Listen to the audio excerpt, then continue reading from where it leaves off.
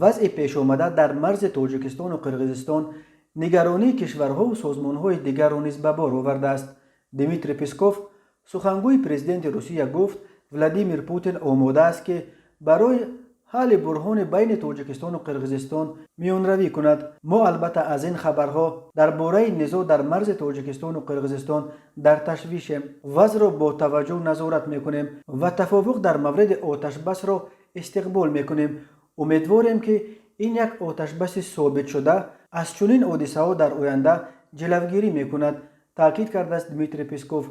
روز 3 اپریل سخنگوی اتحاد اروپا نیز در رابطه با وضع در مرز تاجیکستان و قرقیزستان یک اظهارات ویژه نشر کرد که در آن چنین گفته می شود: اتحاد اروپا امضا شدن سازشنامه آتش بس روز پنجشنبه بین جمهوری قرقیزستان و تاجیکستان اینچنین مذاکرات منبعده را نسبت به حل سیاسی مسئله های مرزی استقبال می کند.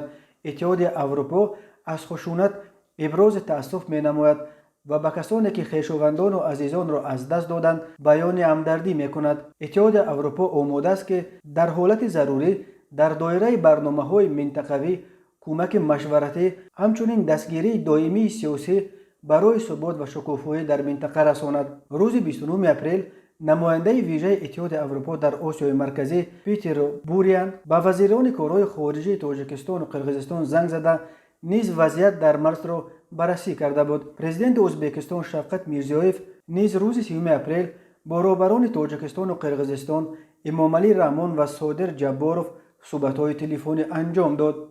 بنا به اطلاع رسمی، موضوع اساسی این صحبت‌ها بررسی وضع پیش آمده در مرز تاجیکستان و قرقیزستان بوده است.